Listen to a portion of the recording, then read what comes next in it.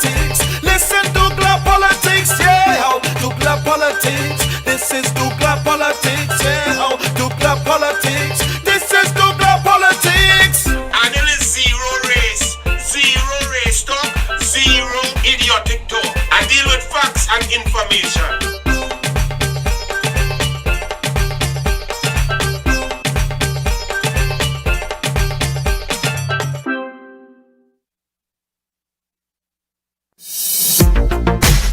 Blessings soul. Welcome to Facts, Not Fiction.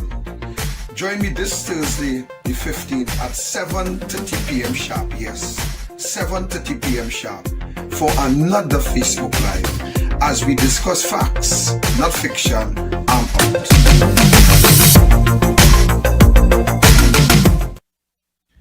Blessings.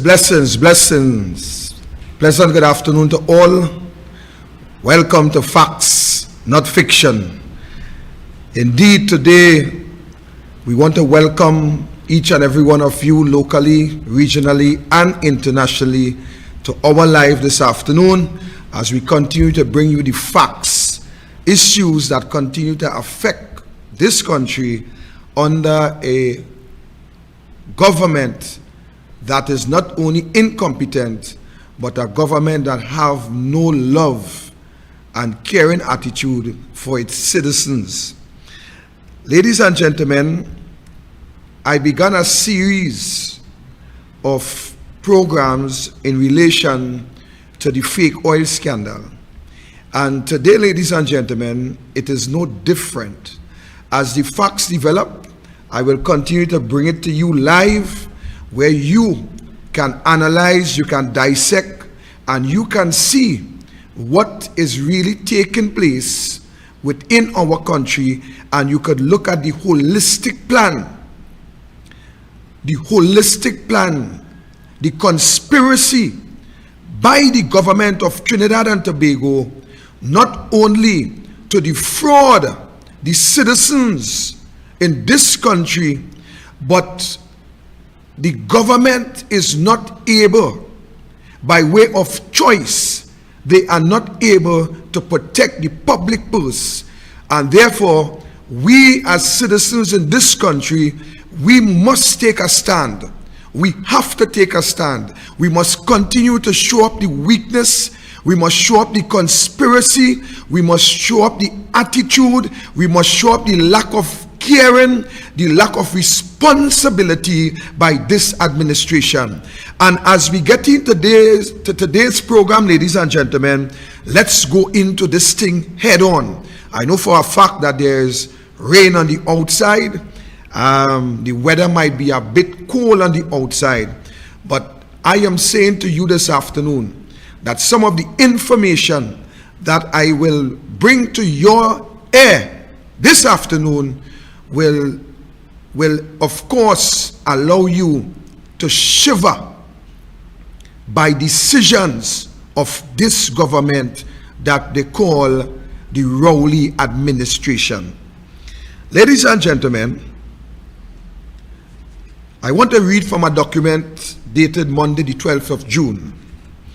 And this document, ladies and gentlemen, as I quote, Prime Minister Dr. Keith Rowley said he does not know if now defunct state-owned oil refinery Petrotrin, and I wanted to pay close attention, has appealed the arbitration's panel recent decision involving fake oil claim against operator A&V Oil. Ladies and gentlemen, the document states, in early June, A&V Oil won its arbitration case against Petrotrin. It goes on to say, it stands to recover millions in payment of outstanding bills. In Parliament on Friday, Barataria San Juan MP Saddam Hussein asked Rowley for a status update on the advice given to Petrotrin to set aside the findings of the arbitrators, which, ladies and gentlemen,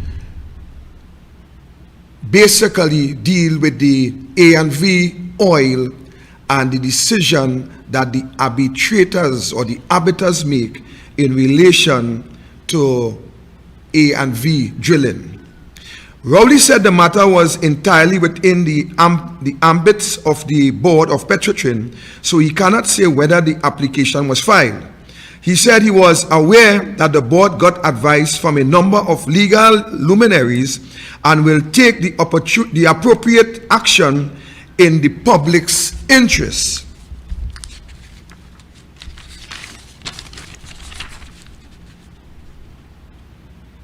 Hussein, the document said, press Rowley on the deadline to submit such an application. Rowley reiterated that is a matter for the board of Petrotrin, and if the board of Petrotrin is seeking advice, I am sure the advice of one senior counsel is an advice, but there may be other advice and there may be deadlines to be met. But the entire matter is a matter for the board to meet its deadline and take the advice it gets from its legal services. Hussein asks if the Prime Minister was satisfied that Petrotrin board, ladies and gentlemen, were moving brisk, careful, and in a speedily manner in order to place that appeal within the courts of Trinidad and Tobago. Rowley replied, to protect the protection of 1 billion is not the issue. The issue is that Petrotrin has lost the matter and an appeal is being considered, and the board of Petrotrin will determine, based on the legal advice, whether or not the appeal should be pursued or whether it should seek to do otherwise. This is not an issue for the Prime Minister, and my satisfaction is not an issue in this matter. People of this great twin republic, Trinidad and Tobago, this is your Prime Minister. This is your Prime Minister that you have elected to run this country, to look at the interests of the public purse. You have selected this man to manage the affairs of this country, putting in place policies that will not only ease the pressure that life brought with it, but policies that will assist the future, which is the youths of this country, to go forward. Ladies and gentlemen, first of all, Rowley said the matter was entirely within the ambits of the board of Petrotrin, so he cannot say whether the application was filed. Your Prime Minister, ladies and gentlemen, cannot tell you today if the board of Petrotrin file, if the board of Petrotrin, ladies and gentlemen, file within the courts of Trinidad and Tobago, if the board has put in an appeal to this decision by the 3 arbiters, who, as we go on further this afternoon, will realize that they did not only err within the structural aspect of the arbitration, but they went on to allow decisions that was contrary to the rules and regulation that they themselves set down as guidelines to be followed in the process of determining this matter. Rowley is saying that he do not know Ladies and gentlemen, but you could remember that Keith Christopher Rowley said that he did not know about the internal audits. He did not know about the fake oil scandal. Rowley is on record telling you, the media, that when he heard about this scandal, he called his friend A.N. Vigilin, and he called his another friend and candidate Vidya Devaki Singh to find out what was going on. And he said to the media, you know, if you have a friend and you hear something about that, and you ain't call your friend to find out what is this all about, he will look at you funny. So Keith Rowley, ladies and gentlemen, called his friend to find out what was this fake oil scandal is about, according to him.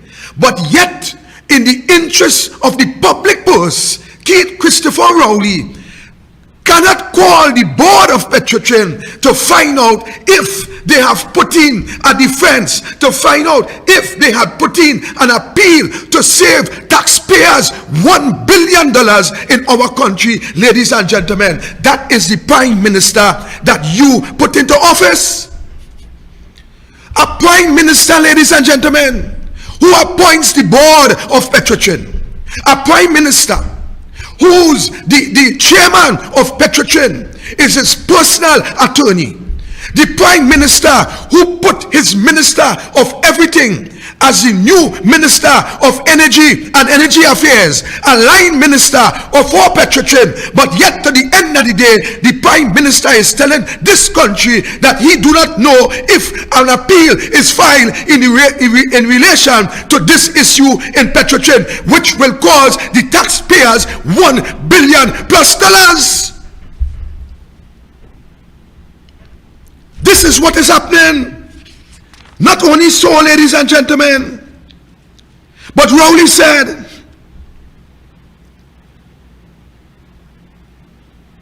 as he reiterates with the question of Saddam Hussein, Rowley said, that is a matter for the board of Petrotrin.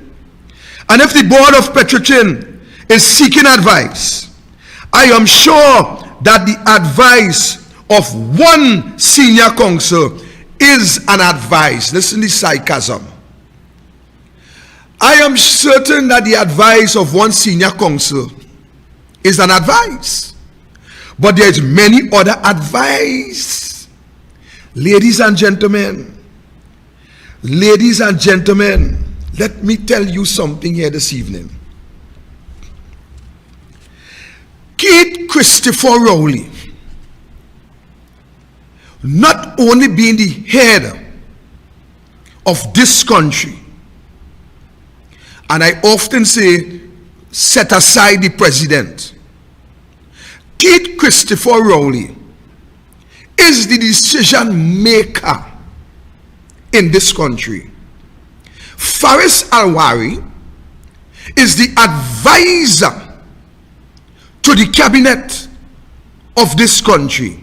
Faris Alwari is the Attorney General responsible for all legal matters pertaining to the government.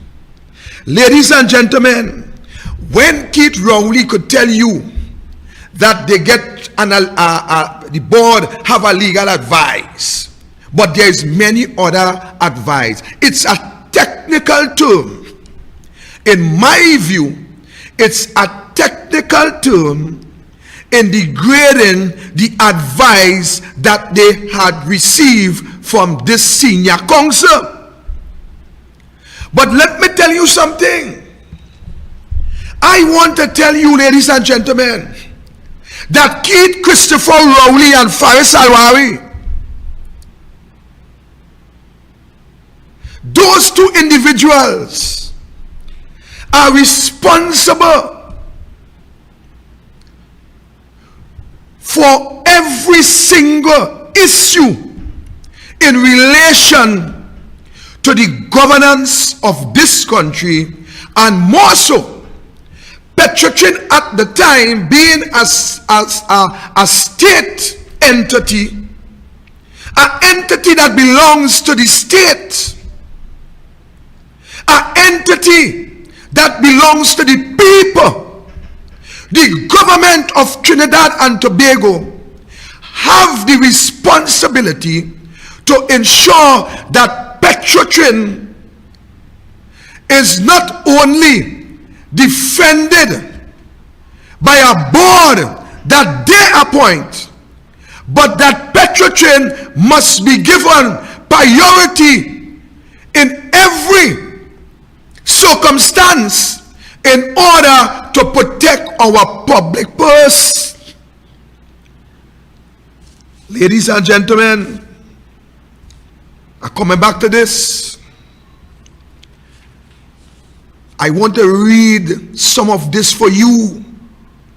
So while Rory is saying that they get an advice, I want to tell you who publicly state that they give Petrotrin, Rowley board appointed people, an advice. And let me read. State-owned Petrotrin is being urged by its senior counsel, Deborah Peak, to move quickly and file an application in the High Court to set aside the results of an arbitration between A&V Oil and Gas and Petrotrin that could cause the state company close to $1 billion. In a confidential 18-page report, I wanted to stick that just to the outside of your ear.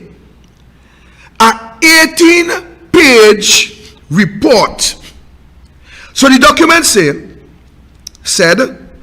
in a confidential 18-page opinion done for Petrotrin on the outcome of a recent arbitration between itself and A&V, Peak urged that the arbitral panel involved in the matter made fundamental errors in coming to their conclusion, and that state-owned company had a good chance of success if it went to the High Court for relief.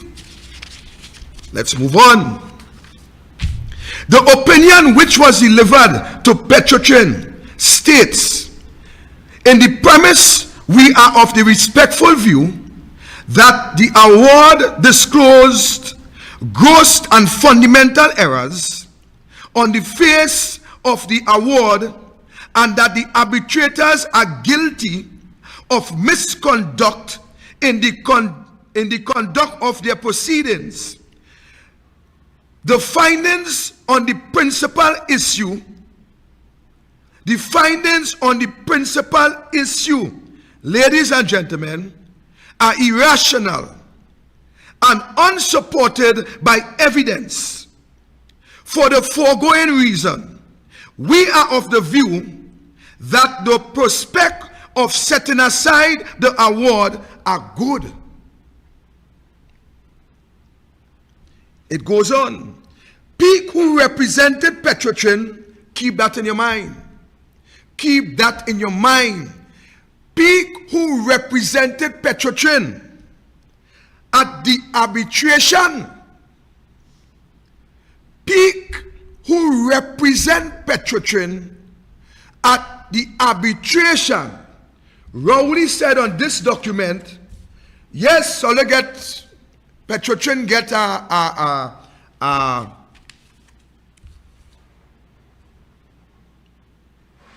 advice from a senior attorney, but there are other attorneys. My question, did these other attorneys that Rowley is speaking about, did they represent Petrotrin in this matter?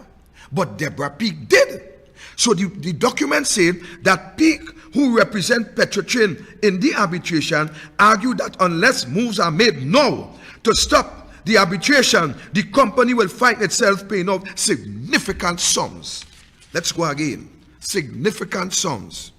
Unless the award is set aside, there is a high probability that in any future hearing on the issue of the quantum of damages to which the tribunal has decided that A&V is entitled, the tribunal will award substantive damages, particularly since it had decided that all A&V witnesses are credible. Credible witnesses. That is what the arbitration panel had decided. Let's move on.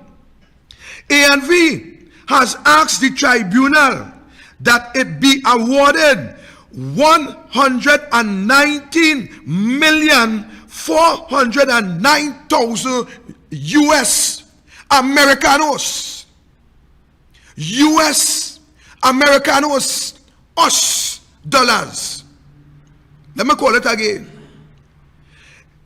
A&V has asked the tribunal that it be awarded, that they be awarded, that I be awarded, A&V be awarded US $119,409,000, which is equivalent to $808,398,930 TT, Harold Melvin, Blue Note, the note that Rowley change, the note that they bring.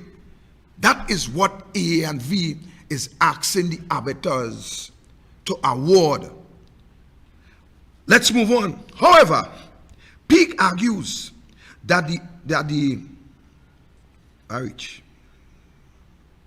Peake argued that the arbitral panel was comprised of Sir Dennis Byron, Lord David Hope, and C.V.H. Stallmeyer, made several errors during the matter, including placing an erroneous burden of proof on Petrotrin that there was reasonable grounds for suspicion that A&V was misrepresenting the amount of oil produced and sold to the state company, and the panel also had the wrong standard of proof. Petrotrin was advised by its senior counsel. The award states that Petrotrin was required to resolve every possibility that there might be an innocent explanation before deciding whether or not to terminate the IPSC. That is a standard of proof, ladies and gentlemen, that does not apply. The words of Article 29(1) of the IPSC, which requires reasonable grounds for suspecting misconduct or wrongful activities, exist. So the IPSC, ladies and gentlemen, make provisions that Petrotrin, upon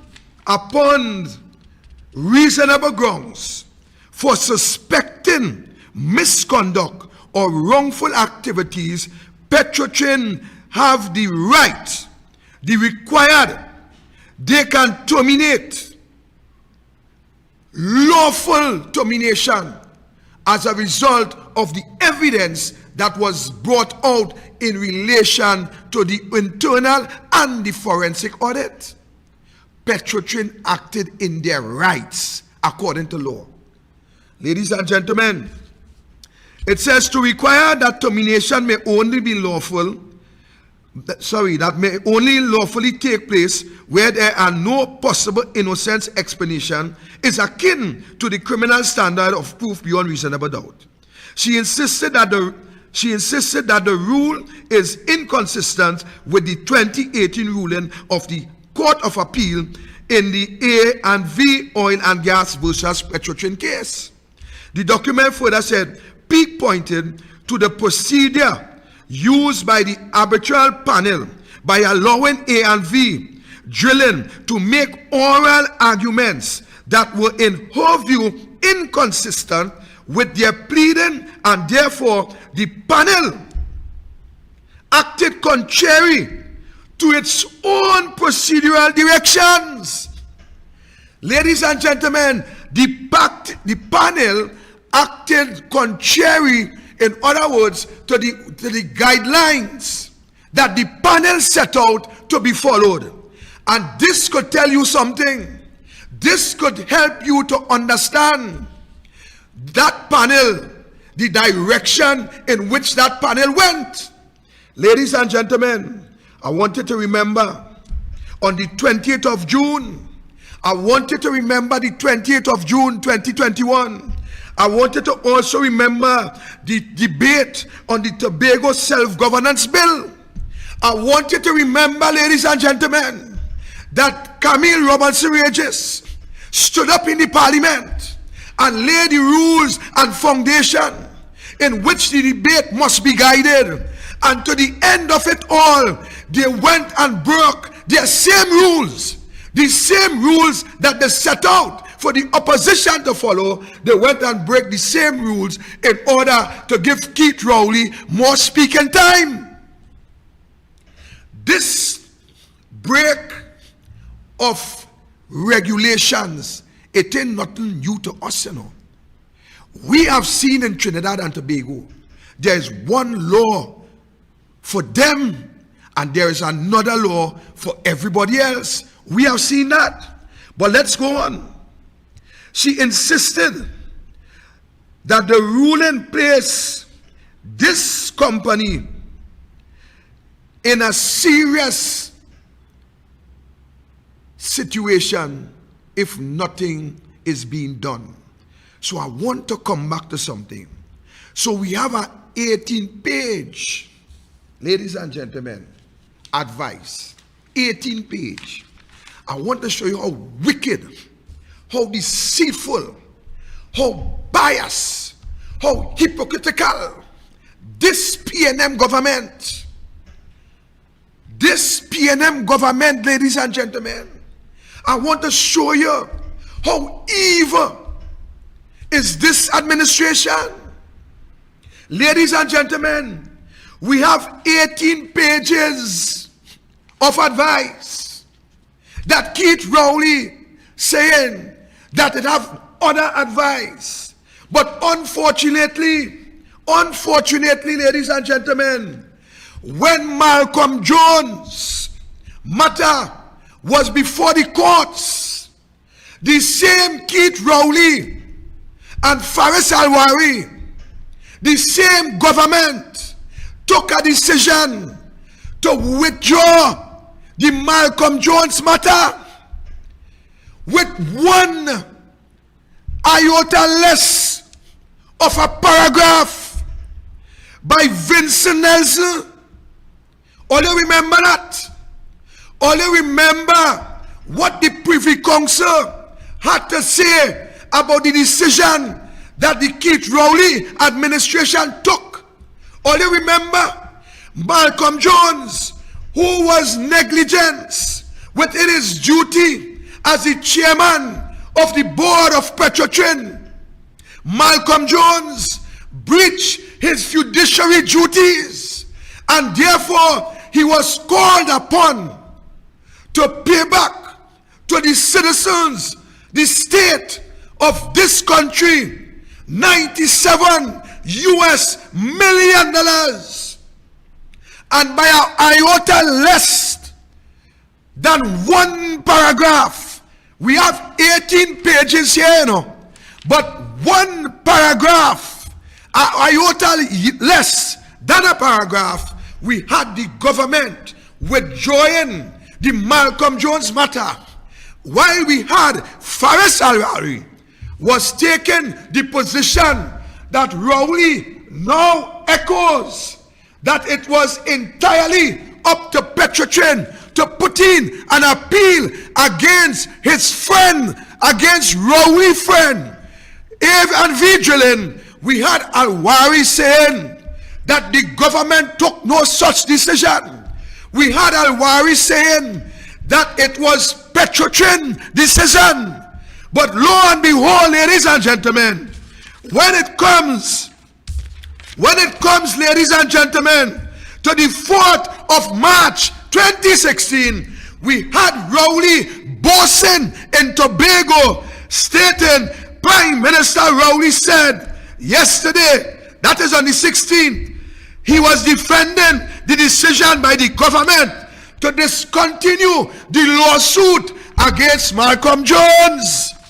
So while Al-Wari was saying the government had nothing to do with that, we had Rowley on the 4th of March 2016 saying that he is prepared to defend the government position in relation to a Petrotrin matter.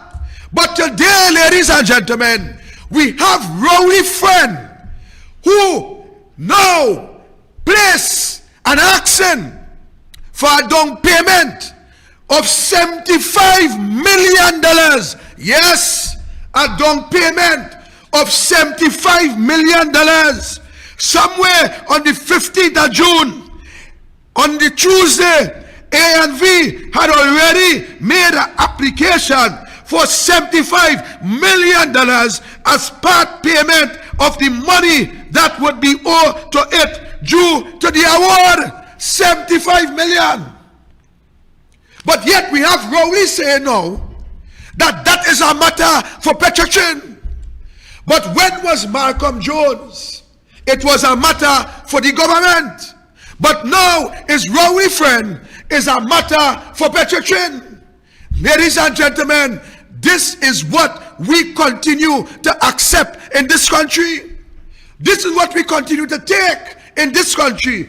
Ladies and gentlemen, when Nelson give the government that opinion, that matter in relation to Malcolm Jones, the government in a matter of few days, I don't know if my friend Archie will find the clip, but in a matter of a few days, the government was prepared to sack the Malcolm Jones. You know why? Because Malcolm Jones was a staunch PNM. And Rowley friend, according to he would have been surprised if he wasn't financing the PNM. So there is one law for the PNM. In this case, ladies and gentlemen, the government is telling you to your face that they don't care. They don't care about the citizens of this country. They don't care about the wealth of this country. They don't care once the wealth goes into their friend pockets. When you look at the word nepotism and you realize that that word describes persons in high authority who use their offices to distribute jobs to their friends and to their families. In this form of nepotism, ladies and gentlemen, is those who are in high office, they have now enhanced that word. They have now put that word computerized. So it's not about giving their friends jobs anymore, but it's about giving their friends millions of taxpayers' money while they turn their back on you, the citizens of this country, and say to you that that is a matter for the board. A board that Rowley appoint. A board that Rowley handpick every member. A board that Rowley put his chairman. That is the board that Stuart Young is the line minister. That is the board that Stuart Young have to report to the cabinet on the activities, on the decisions. Therefore, Rowley being the head of this government, he has the final authority to instruct any state board to make any decision. Added to that, before my friend play that film, I want to tell you that when Rowley took the decision to close down Petrotrin, he didn't care about the board. He didn't care about the workers. He didn't care about the over 10,000 individuals, casual, permanent, and contractual workers who went home. They didn't care about that, ladies and gentlemen. But when it comes to paying the friend and the financiers, they wash their hands from the matter. But when they feel that they could wash their hands from the matter, ladies and gentlemen, we will expose the corrupt behavior of this PNM government every day, every hour, every time, because this government, ladies and gentlemen, is a government about friends, financiers, and hierarchy supporters. Play that video, brother. Run it.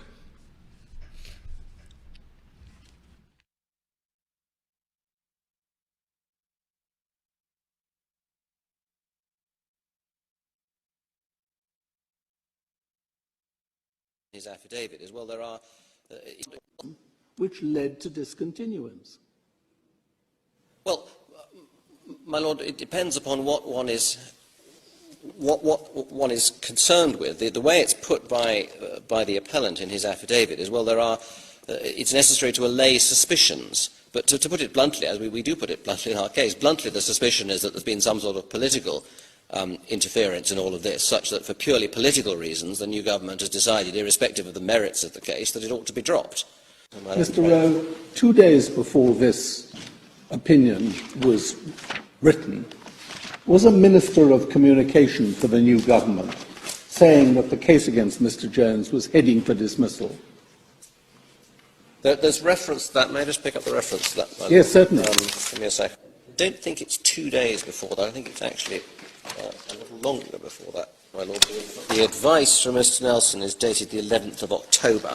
Yes, I've got the Minister of Communications down as the 9th, but oh, no, you're quite I may well be wrong. My lord, you're quite right. It is the...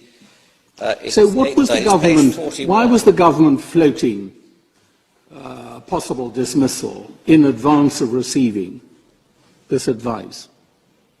The withdrawal of the claim was of such obvious public importance and controversy. Ladies and gentlemen, when you look at this video, I just pull out 2 parts of it because it's a very long video. But it is a video that you must take in the privacy of your home. And you will understand how members of the board of the Privy Council, they were trying to understand how in God's name could our government withdraw a matter that was imminent in the favor of the citizens of this country. And this is what we continue to get. We continue to allow this government to fool us with lies, and more lies. Brainwash some of you that you no longer see what is the truth. You have seen members, high cabinet officials, lie publicly on media, fidget, twist, turn. A matter of fact, at one time, I swear that man break a pen in his hand because he fidgeted so much, trying to fish for words to express untruth. And to the end of the day, ladies and gentlemen, you support that. You support that. This is a matter, ladies and gentlemen, of national public interest. This is one of the greatest conspiracy in the history of governments. This situation that we are now faced with in relation to this fake oil scandal, ladies and gentlemen, I said to you that our order is already inside on the 15th of June for 75 million part payment. Senior Counsel Deborah Peake, who represent Petrotrin in the matter, give an advice that the government, that Petrotrin should move quickly to place that appeal to save Trinidad and Tobago taxpayers. But we, this government, don't care about that. You have a prime minister, as far as I am concerned, abandon his responsibility simply by saying in our parliament that that is a matter for Petrotrin. Really, Keith Rowley? That is a matter for the board? Really, Keith Rowley? Keith Rowley, you swear. What book you swear on, boy? Let me get on to brass tacks here now. What book you swear on when you went and take your oath of office? When you swear that your decisions will be without malice and ill will, and that you will uphold the Constitution, what did you swear on, Keith Rowley? What did you swear on? A storybook? Was it one of Shakespeare book that they brought for you to swear on? Because you as a prime minister, you are saying to us in this country that this matter is only for the board to determine. Added to that, Rowley reply, the protection of 1 billion is not the issue. So Rowley, what is the issue, boy? Brother man, what is the issue? If the protection of 1 billion of taxpayers' money is not the issue, is not important, it is not worth defending, it is not worth fighting for, then Rowley, what you doing in our Prime Minister office? If $1 billion to protect it is not the issue, well then I can clearly understand why the Heritage and Stabilization Fund is in the condition. Rowley, this is $1 billion of taxpayers' money.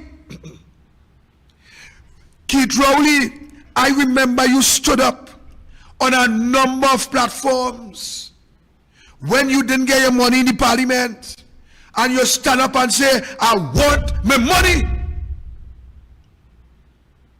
I don't like my money sleep outside. I want my money. You remember that, Keith Rowley? But yet, you are now willing to allow 1 billion of our taxpayers' money not only to sleep outside, but to never come back home. And that is the type of father of the nation that you are. $1 billion. You saying that is not the issue, Keith? Keith, that is not the issue, boy. So if $1 billion of taxpayers' money is not the issue, then what is the issue, boy, brother boy? My people, I want you to understand what this government doing, you know. You saying, Rowley, that $1 billion to protect it is not the issue, and our citizens dying for food, our citizens lining up for hampers, our citizens looking like beggars, our citizens had to beat the weather to collect a hamper, sun and rain, and you saying that 1 billion of taxpayers' money is not worth protecting, Keith? Well, this government is more wicked and ruthless than I, Victor Roberts, could have ever seen in my entire life in this country. This government, bitter, and I am yet to understand how this man would reply, have the gall to say that protecting 1 billion is not the issue. So what is the issue, Keith? What is the issue? The issue is this man on the screen here, Keith. Keith, when you swear on that book you swear on by, you swear to do things impartially. You swear to do things conscientiously. You swear to do things, Keith, in the interest of our nation. You didn't swear to do things in the interest of your friend and your partner. You didn't swear to put money in your friends and partner pocket. You telling this parliament that you have no knowledge. If an appeal is filed, but you could have stayed quiet in California and called this gentleman and Vidya Dilke Singh to find out what about the fake oil scandal. You could stay in California and make a call, but you right here in Trinidad and Tobago, and you will not stand up and defend this $1 billion, this $1 billion taxpayers' dollars, Keith Rowley. And you hold your head up as the Prime Minister of this country. You walk with a tie on as the Prime Minister of this country, Keith. And you are now saying to protect $1 billion is not the issue. Then what is the issue, my friend? What is the issue?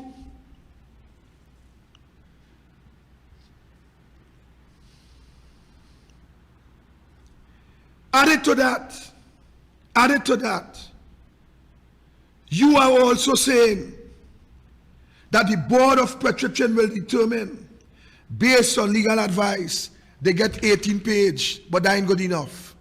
You make a decision and withdraw 97 million US by one paragraph, you know, of a man that Faris Alwari. Ladies and gentlemen, let me get a little synopsis about this man and this decision here before we come back here. In 2015, this Nelson man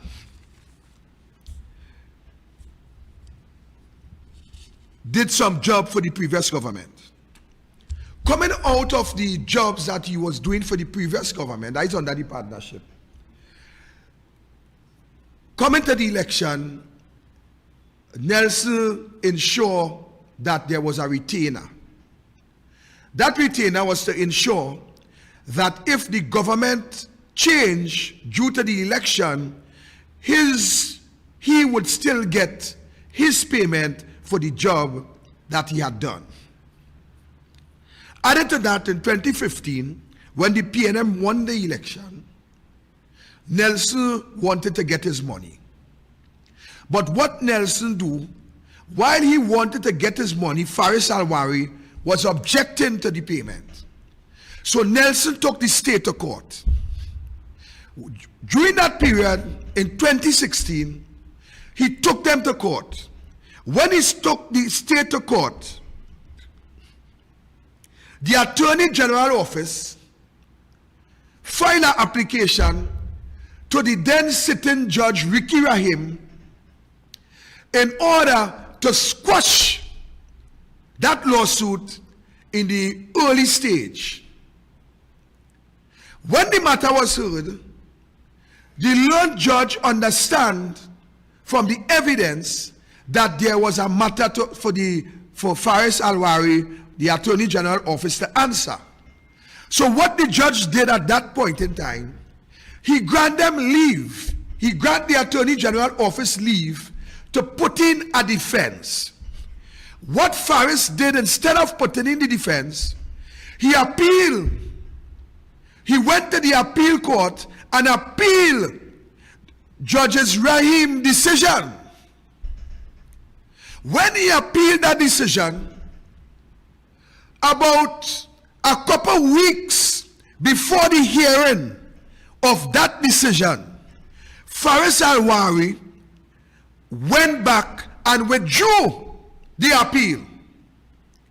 And not only did he withdraw the appeal, he went on to pay Nelson the same 10 million. A matter of fact, ladies and gentlemen, according to documents over legal fees paid to private practitioners by the Office of the Attorney General over the past 6 years, which was laid in Parliament on Friday, Nelson was paid $10,230,502.96 between 2017 and 2018. And Nelson was also paid between 2018 and 2019 $768.50. Ladies and gentlemen, after Faris withdrew the appeal and paid this man his money, shortly after, this Nelson became a state witness for this country against two former politicians. Let's see how the thing does play. Let's see how the thing does play. So our pressure here are not paying. We go in the distance. But I don't know, ladies and gentlemen, what negotiations took place that caused the withdrawal of the appeal and over $11 million paid to this Queen's Counsel, Vincent Nelson, who ended up after to be a state main witness in the case of two former politicians. That is how the thing does go. But ladies and gentlemen, that is not all. That is not all. It was this same gentleman who gave the government a paragraph, one paragraph of advice in which they withdrew 97 million US case against Malcolm Jones. Is this gentleman, ladies and gentlemen, who received over $11 million, and as this gentleman, ladies and gentlemen, who is now a key state witness in a corruption matter, or I should say an alleged corruption matter. This same man you're watching here, this same man who plead guilty to corruption, that is the kind of persons that the government take and secure in order to get recommendations to the way forward in matters. So what I will suggest to the government is to bring back this gentleman and let him give us one paragraph so that we can file the appeal against the decision of the abattoirs in the Avery drilling case. Bring him back. Because if he, with less than a paragraph, could get the government to withdraw that kind of matter, then that is the man we need to have him make a recommendation so the government will file an appeal to save taxpayers' money. Ladies and gentlemen, this government that we have in office, that we take back that. That all your support is what have us in this calamity today. I want to give you a story, ladies and gentlemen, about a cow. I want to give you a story about a cow. We had a cow in this country, and that cow, ladies and gentlemen, provide milk for our parents. It provide milk for our grandparents. It provided milk for our brothers and sisters. It provided milk for our young married couples. It provided milk for our babies, ladies and gentlemen. And while that cow was providing milk so that all of us could grow healthy and strong, up comes a butcher. And that butcher decide, ladies and gentlemen, to cut out half of the cow while it was still living. And the part of the cow that this butcher decided to cut off was the part that was given milk. Ladies and gentlemen, when the butcher decided to cut out part of that cow, and the butcher realized that his partner was milking the same cow, that his partner was milking the cow day and night, day and night.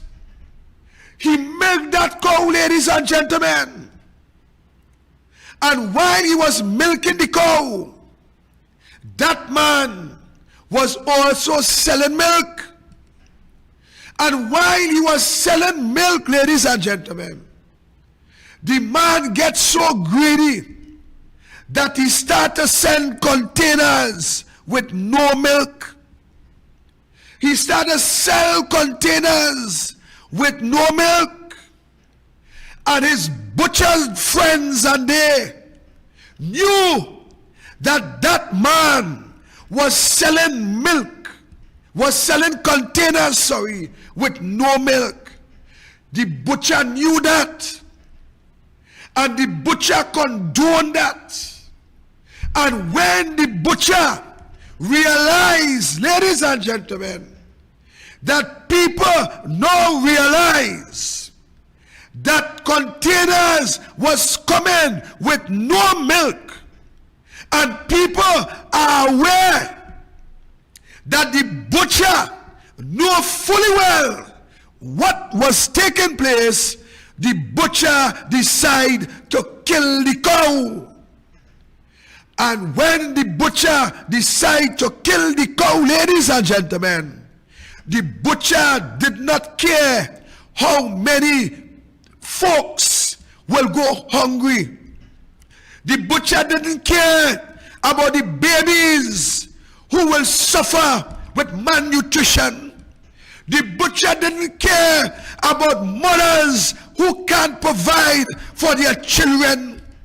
The butcher didn't care about nobody, but all the butcher cares about was to save his friend, ladies and gentlemen. And the butcher killed that cow. The butcher stopped the cow from bringing in natural investment within the playing field. The butcher stopped the cow from putting an inheritance in place where our children, our grandchildren, and our unborn babies would have benefit, ladies and gentlemen. The butcher cut the cow head clean off, and today the cow is no more. And I want you, ladies and gentlemen, to understand the narrative of that story, and you come up with the butcher name, and you come up with the cow name. I out of here. Good night. God bless. This is the Deputy Crowley and the youthful and peccable Scotland. We call it. I'm celebrating the PNM celebration now. So I just give my love it. Just give my love, give my. Leave me back here, well. Give my love, my wife. And Rowley, you doing it? I'm not going to know this. Keep going, Rowley. Yeah. I love what they like. Hong Kong boy. And today I come out to celebrate the slaying of the PNM candidates and our PNM people. What do you come by like? Study by what? What's key? What does it? All the twin they are of the line. But don't put him on the twin. Study by him. Ready to PNM. Ready to PNM. Just on the issue of your phone call to Mr. Baksh, I'm just wondering whether or not, considering that he is at the center of this investigation right now, no outcomes, yes, but he is, his company and him are being looked at in this internal audit report and this fraud allegation, whether it was appropriate for you to call him. Of course it's appropriate. I mean, if you have a friend and you hear that, you know, something like that happened to me, you wouldn't ask him, you know, what's this about? I mean, I couldn't wait to call him to find out what all this is about. I mean, and he said he doesn't know, right? Because he's not aware of it, right? So, I mean, if I have a friend and I'm accused in that way and the friend doesn't reach out to me to find out what's going on, I will kind of look at you kind of funny.